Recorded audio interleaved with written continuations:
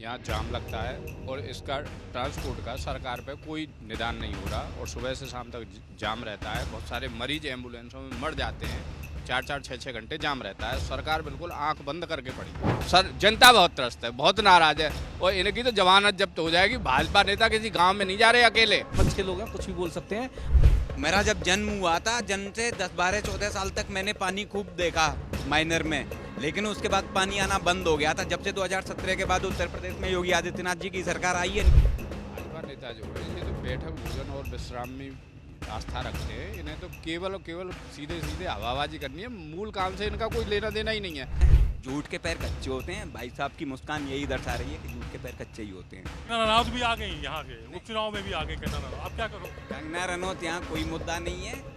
ये हमारा आतंकवादी मुद्दा कैसे नहीं है? मतलब कोई भी मेंबर ऑफ पार्लियामेंट हिंदुस्तान के किसान और मजदूर को आतंकवादी कह दे, ऐसा कैसे पॉसिबल है? इस वक्त हम हैं अलीगढ़ की खैर विधानसभा में। यहाँ पर उपचुनाव होने को है और हमारे साथ तमाम सारे युवा हैं और यहाँ के वोटर्स हैं, यहाँ के स्थानीय नागरिक हैं जो अपनी बात रखेंगे और बताएंगे क्या कुछ यहाँ की समस्याएं हैं और पिछली सरकारों में क्या कुछ यहाँ पर काम हुए हैं और कितने काम अभी यहाँ होना बाकी रह गए हैं। हम बात शुरू करते हैं। सबसे पहले आपसे ही समझना चाहेंगे खैर की जो समस्याएं हैं, सबसे बड़ी समस्या क्या है? समस्याएं तो कई होंगी, सबसे बड़ी समस्या क्या है? सबसे बड़ी समस्या है खैर में जाम की समस्या। यहाँ जाम लगता है और इसका ट्रांसपोर्ट का सरकार पे कोई निदान नहीं हो रहा और सुबह से शाम तक जाम रहता है। बहुत सारे मरीज एम्बुलेंसों में मर जाते हैं। 4-4 6-6 घंटे जाम रहता है। सरकार बिल्कुल आंख बंद करके पड़ी है। दूसरी समस्या ये है, यहाँ जो किसान हैं वो उन्हें खाद नहीं मिल रहा टाइम से। बुवाई चल रही है, डीएपी के लिए 2 कट्टे मिल रहे हैं और किसी का अगर 20 बीघा खेत है तो उसे कम से कम 15 कट्टे तो चाहिए, 10 तो चाहिए। वो सुबह से शाम तक लाइन लगाएगा तब उसे 2 कट्टे मिलेंगे और फिर मिलेगा ही नहीं। तो ये खाद की जो कालाबाजारी हो रही है, व्यापारी दे रहे हैं 300-300 रुपये कट्टा ब्लैक में, मतलब 20% उन्हें एक्स्ट्रा दो। व्यापारियों के यहाँ सब है, तो ये तो धन्ना सेठों की सरकार है और खुली लूट मचा रखी है। भ्रष्टाचार इतना ज़्यादा है कि आप तहसील थाने सब नीलाम ठेके पर उठा रखे हैं इन जनप्रतिनिधियों ने। ये भाजपा के लोग वहाँ चौथ वसूलने जाते हैं, अधिकारियों से पैसे लेते हैं, महीनादारी बंधी हुई है इन लोगों की। तो सर जनता बहुत त्रस्त है, बहुत नाराज है और इनकी तो जमानत जब्त हो जाएगी। भाजपा नेता किसी गांव में नहीं जा रहे अकेले। इतनी बुरी हालत है, बहुत बुरी गति से आ रहे हैं ये लोग। भाजपा के नेता भी हैं स्थानीय, हम उन्हीं से समझना चाहेंगे। बहुत गंभीर आरोप लगे हैं आपके ऊपर, आप क्या कहना चाहेंगे? जी भाई साहब, जाम की समस्या के लिए 6 लेन बाईपास हमारा यहाँ मंजूर हो गया है। वो बहुत जल्दी, क्योंकि जाम की समस्या भी नहीं है। नए नए जो हैवी ट्रक आने शुरू हो गए हैं। पहले वो नहीं आते थे तो बिल्कुल जाम नहीं लगता था। अब वो उनका आना जाना शुरू हो गया, क्योंकि ये 4 लेन जब से बनाया है अलीगढ़ से पलवल तक के लिए, जब से इस पर उसका ट्रैफिक का लोड ज़्यादा बढ़ गया है। इसलिए जाम की समस्या तो ये है और इसके लिए बाईपास यहाँ 6 लेन का पास हो गया है। और गंभीर आरोप लगाए चौथ वसूलते हैं, ऐसा कुछ? ये ऐसा तो विपक्ष के लोग हैं, कुछ भी बोल सकते हैं। बात रही खाद की समस्या, हमारे थोड़े किसान भाइयों ने स्टॉक लगाना शुरू कर देते हैं। इसकी वजह से खाद की समस्याएं हो जाती हैं और वैसे खाद की समस्या जिले में कहीं नहीं है। पूरी खैर विधानसभा में तो बिल्कुल कतई नहीं है खाद की समस्या। कह रहे हैं बिल्कुल नहीं, आप लोग विपक्ष में इसलिए फर्जी आरोप लगा रहे हैं आप। 5 कट्टे दिलवाए, ये भाजपा के नेता है, हम किसान हैं, हमें खेत की बोना है, जरूरत है, ये दिलवाए। अभी चल रहे हैं, आप देखना लाइव बिल्कुल डेमो। ये कहीं किसी भी सोसाइटी पे खाद नहीं है, किसी भी इफको के उस पर खाद नहीं है। इन्होंने एक सोसाइटी नहीं बनाई 10 साल में, कोई नई बढ़ाई हो, और वहाँ पे प्रॉपर खाद नहीं मिल रहा। 80% सोसाइटियाँ वर्किंग में नहीं है, सब फेल है। इन्होंने कहीं 100 मीटर वो सिंचाई के लिए बम्बे नहीं बनाए, 50 मीटर कहीं नाली नहीं बनाई। इन्होंने करा क्या है? इन्होंने तो अडानी अंबानी और बड़े उद्योगपतियों के लिए काम कर रहे हैं। जो कुछ भी था पिछली सरकारों की देन है। ये कह रहे हैं कि भाजपा सरकार में कुछ हुआ नहीं, जबकि आके केंद्र में सरकार 11 साल हो गए और यहाँ पर भी 7-8 साल होने जा रहे हैं। अभी एक बिलखोरा माइनर पड़ती है, नहर से निकलती है और वो सुजानपुर तक कवर करती है। सुजानपुर इसी विधानसभा क्षेत्र का गाँव है। मेरा जब जन्म हुआ था, जन्म से 10-12-14 साल तक मैंने पानी खूब देखा माइनर में, लेकिन उसके बाद पानी आना बंद हो गया था जब से 2017 के बाद उत्तर प्रदेश में योगी आदित्यनाथ जी की सरकार आई है। निरंतर पानी हर खेत तक पहुंच रहा है। और रही बात, बार बार भाई साहब बोल रहे हैं कि खाद खाद खाद, बीजेपी के किसी भी जनप्रतिनिधि को, बीजेपी के किसी भी नेता को जाने की किसी भी सोसाइटी पे आवश्यकता नहीं है। खाद पूर्ण रूप से आपूर्ति चल रही है, निरंतर आपूर्ति चल रही है। बस एक निवेदन किया गया है हमारी तरफ से कि किसान स्टॉक ना करें, बराबर निरंतर जो है खाद मिल रहा है। और रही बात, भाई साहब कह रहे हैं कि आप 5 कट्टे दिलवाइए, हमें जाने की आवश्यकता ही नहीं है। खाद मिल रहा है, बिना किसी अप्रोच के खाद मिल रहा है। किसानों की सरकार है, किसान हितैषी है, किसानों के लिए निरंतर कार्य कर रही है। किसानों के बड़े आंदोलन खड़े हुए हैं जाट लैंड से, जहां पर हम खड़े हुए हैं सबसे ज्यादा वोटर जाट है, तो किसान बता रहे हैं नाराज है। नहीं, कोई किसान नाराज नहीं है, कोई सभी पक्ष वाले हैं जो नाराजगी जता रहे हैं, उन्हें ऐसी कोई दिक्कत नहीं, कोई किसान नाराज नहीं है।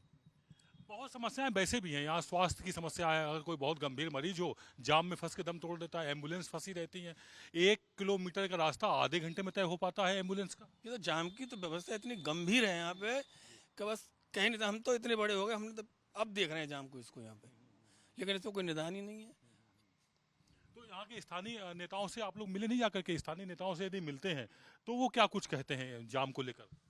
भाजपा नेता जो हैं ये तो बैठक भोजन और विश्राम में आस्था रखते हैं। इन्हें तो केवल और केवल सीधे सीधे हवाबाजी करनी है, मूल काम से इनका कोई लेना देना ही नहीं है। अभी जैसे हमारे भाई साहब ने अभी कह रहे थे वो बिलखौरा, आप गंभीर आरोप के साथ लगाने के साथ मुस्कुरा भी रहे हैं, इसका रहस्य क्या है? मैं मुस्कुरा इसलिए रहा हूँ कि ये लोग इतने दम से कहते हैं कि हमारी डबल इंजन की सरकार, ट्रिपल इंजन की सरकार, ये झूठ को इतने मतलब सलीके से बोलते हैं कि लगता है कि यार ये सच बोल रहे हैं, और जबकि सच्चाई से इनका दूर दूर तक कोई वास्ता नहीं है। अभी जैसे हमारे छोटे भाई कह रहे थे वो बिलखौरा माइनर कि वो 10 साल पहले उसमें पानी नहीं आता था। मैं बता रहा हूँ बिलखौरा माइनर की जो लेंथ है वो 7 किलोमीटर की है। वो सोफा की नगलिया से निकलती है और गोमत से आगे जाके वो ख़त्म हो जाती है।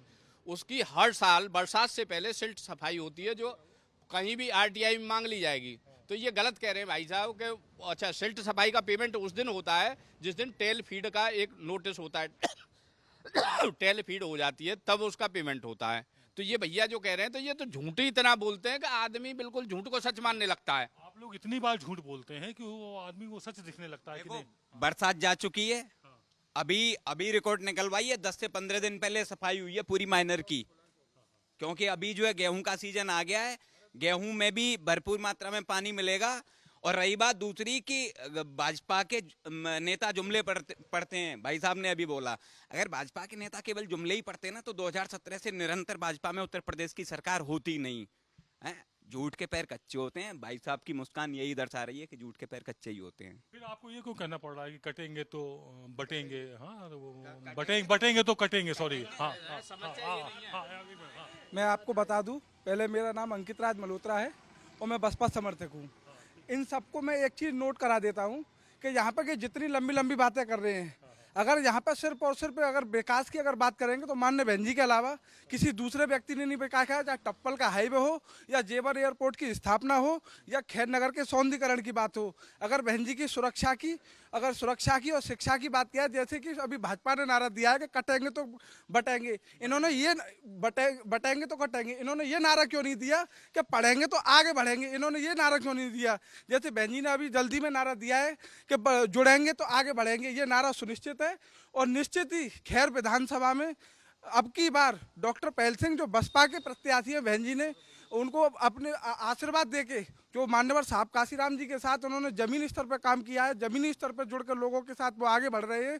निश्चित ही खैर की जनता अब की बार बहन जी का शासन देखना चाहती है। डॉक्टर पहल सिंह हमारे बीच में बहुत सारी वोटों के साथ विजयी होंगे, निश्चित विजयी होंगे, क्योंकि बहन जी में आस्था रखते हैं लोग। क्योंकि यहाँ पर अगर हम बहुत समय की बात करें, टप्पल इंटरचेंज है, बहन जी ने बहुत सारी जमीन एक्वायर करके दी थी। भाजपा की सरकार ने, चाहे अखिलेश यादव जी की सरकार हो, किसी की भी सरकार ने वहाँ पर बहन जी के बाद 10 रुपए लगाने का काम नहीं किया। अगर यहाँ पर अगर जमीन 20,000 रुपए गज की भी बिक रही है तो एक समय वो था जो बहन जी की सरकार से पहले 20,000 रुपए बीघे में जमीन बिकती थी। विकास की बुनियाद बहन जी ने यानी कि बसपा सरकार में यहाँ पर स्थापित हुई, और उसके बाद भाजपा का 7 साल का शासन है, समस्याओं का अंबार लग गया है। बसपा आने से पहले एक यमुना एक्सप्रेसवे की तो भैया कह रहे हैं, वो चलो मान रहे हैं, उसके बाद खैर विधानसभा, चलो क्यों मान रहे हो, उसको मान ही लो ना, उसके बाद में तो ये 4 लेन जो कराया ना भाई साहब, ये सब ये तो सेंट्रल कांग्रेस की लेन है। नहीं करवाया है भाई अगर अलीगढ़ का कोई विकास हुआ है तो वो सिर्फ और सिर्फ कांग्रेस ने किया है। जैसे कासिमपुर पावर हाउस और हेंस जो है ग्लेक्सो, और यहाँ ये CDS और जितने भी जो अच्छे अच्छे इंडस्ट्री लगी वो सब सिर्फ और सिर्फ कांग्रेस के शासनकाल में लगी। और ये जो यमुना एक्सप्रेस भी है ये कांग्रेस का प्लान था। इसमें इसको तो कांग्रेस, इसको तो मायावती की भाई, मायावती स्टेट, इसको भी आप कांग्रेस में, ये कौन सी बात हुई आपकी? NHAI में तो आता ही नहीं है। मतलब वो नेशनल हाईवे है, NHAI मतलब NHAI जो है स्टेट गवर्नमेंट के अधीन ही नहीं आता। तो फिर इसको क्या माने जो आगरा लखनऊ एक्सप्रेस वे बना हुआ है वो सेंट्रल की देन होगी, वो सेंट्रल की देन है। और जो यूपी में तमाम सारे बुंदेलखंड एक्सप्रेस वे, गंगा हाँ बन रहे हैं। तो अगर कोई स्टेट हाईवे है तो वो स्टेट की देन है, अगर NHAI के अंडर है तो वो नेशनल मतलब सेंट्रल गवर्नमेंट के अधीन है। अरे वो बहन जी के समय पर, मायावती के समय पर यदि होता है, हाँ। इनके मोदी जी की 5 साल तो हमारे अरे आप यदि कांग्रेसी हैं तो आप कांग्रेस का विकास बताइए, ना कि अखिलेश का विकास भी अपने खाते में। फिर यूपी में दुर्दशा क्यों है कांग्रेस की? सुनो, 2014 से पहले जितने भी ये इसका जो लेआउट आया था 2014 से पहले का सेंसन है। और जिस समय ये सेंसन हुआ है उस समय सेंट्रल में कांग्रेस की गवर्नमेंट थी और यमुना एक्सप्रेस वे कांग्रेस की देन है, न कि किसी स्टेट गवर्नमेंट की। चलिए उसको हम आगे बढ़ाते हुए चर्चा को आपसे ही समझना चाहेंगे, आखिरकार ऐसी क्या जरूरत पड़ गई कि वो बटेंगे तो कटेंगे जैसे नारा, मतलब ये स्वस्थ राजनीति में ये परंपरा गलत पड़ रही है, आप मानते हैं कि नहीं? भाजपा को इसकी क्या जरूरत पड़ गई कि उपचुनाव है, 2 राज्यों में चुनाव है, तो आप ऐसे मतलब जो है बहुत कट्टरपंथी नारे लगा रहे हैं? ये केवल ये नारा जो लगाया केवल अपने आप को संगठित करने के लिए लगाया गया है कि हमारे अपने जो सभी घटक हैं, NDA है, उनका गठबंधन टूटे नहीं और सब लोग जितने भी अपने कार्यकर्ता हैं वो एक जगह जुटे रहें। क्या कह रहे हैं, सहमत हो इनकी बात से? अरे इनकी बात से बिल्कुल सहमत नहीं है। ये तो हिंदू मुस्लिम करके जीतने की कोशिश करेंगे। ये राम मंदिर के ऊपर पहले वोट मांगते थे, अब ये बटेंगे और कटेंगे वो वाली उस पे वोट मांग रहे हैं। राम मंदिर अयोध्या में खुद भाजपा हारी, जो कि वो सबके लिए मतलब वो धर्म का वो था, मगर उससे रोजी रोटी नहीं मिल रही है।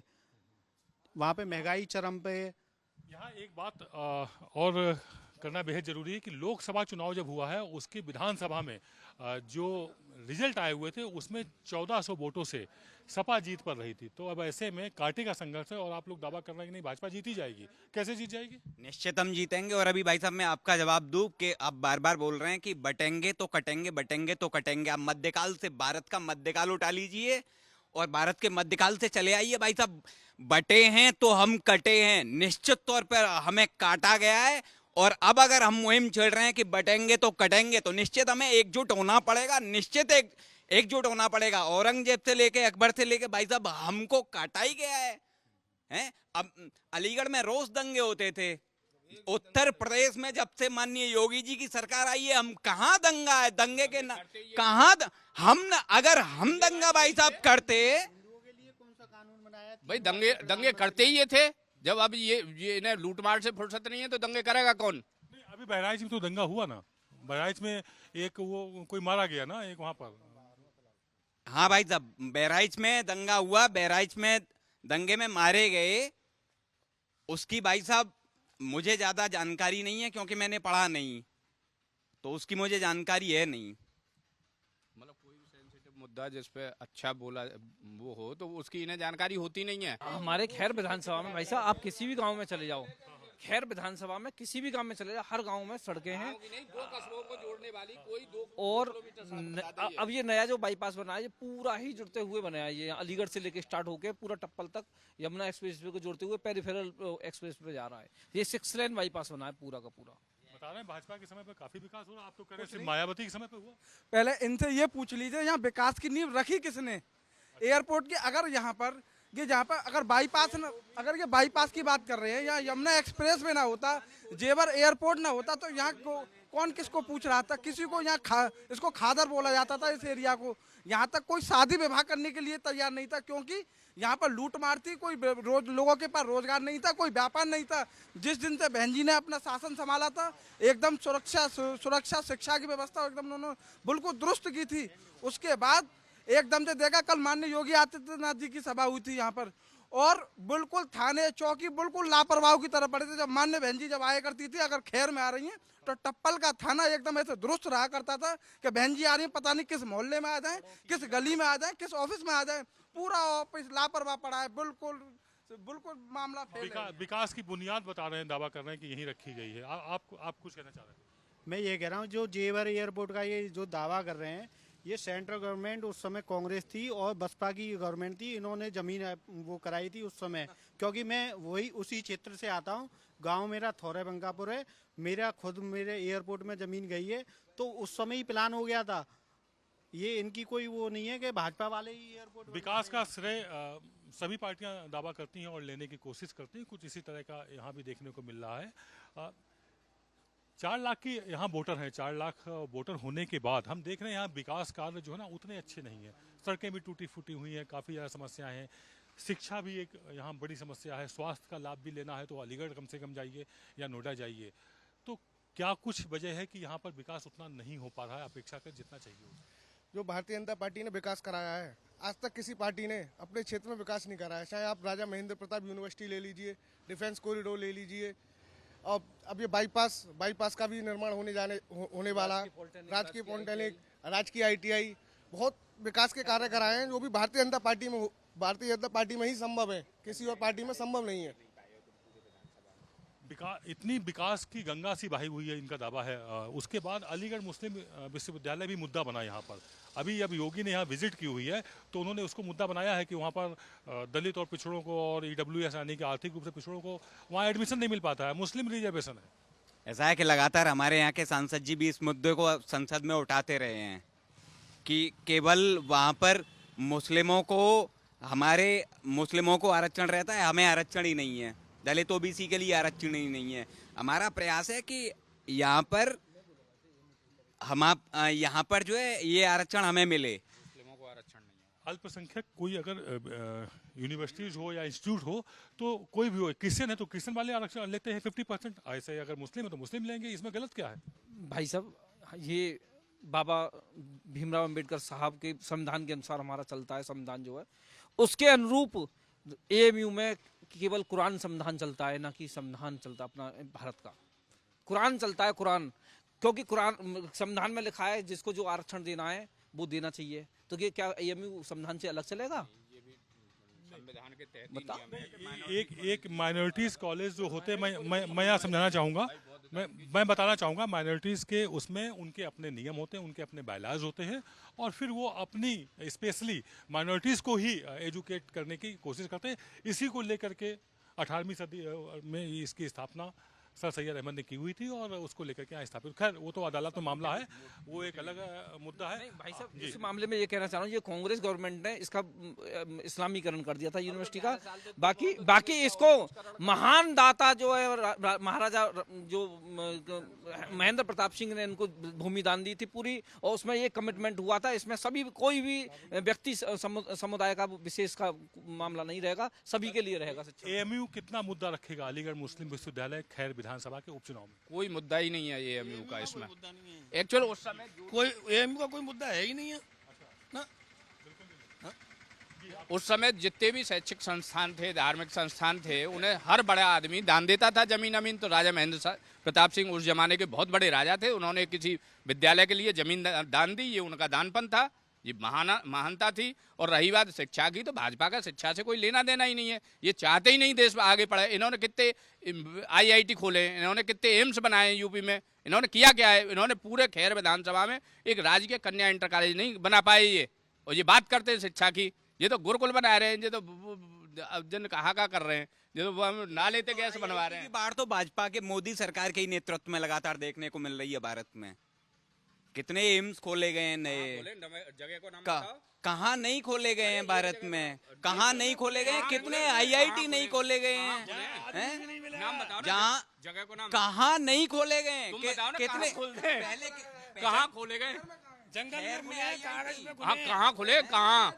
1400 वोटों से आप लोग लोकसभा में, अगर लोकसभा की वो काउंटिंग की विधानसभा वाइज की जाए तो उसमें 1400 वोटों से यहाँ पे सपा जीती है। वो आपकी बात सही है, पिछले चुनाव की अपेक्षा इस बार वोट कम प्रतिशत यहाँ पड़ा है बीजेपी के लिए, लेकिन उसमें व्यक्तिगत कारण हुए थे क्योंकि जातिवाद का मामला फैल गया था यहाँ। और ब्राह्मण तो इतना नाराज है। CP सिंह जो विधायक डिवाई हैं, क्यों नाराज है? CP सिंह विधायक हैं डिवाई वाले, उन्होंने भगवान परशुराम को गाली बकी है। वो ब्राह्मणों का वंश खत्म कर रहे हैं हिंदुस्तान से। वो सीपी सिंह खैर विधानसभा में चुनाव प्रचार में ब्राह्मण तो इतने रुष्ट है कि भाजपा नेता उनके दरवाजे पर चढ़ नहीं सकते, वोट मांगने की तो बात दूर की है, ब्राह्मण तो बहुत नाराज है।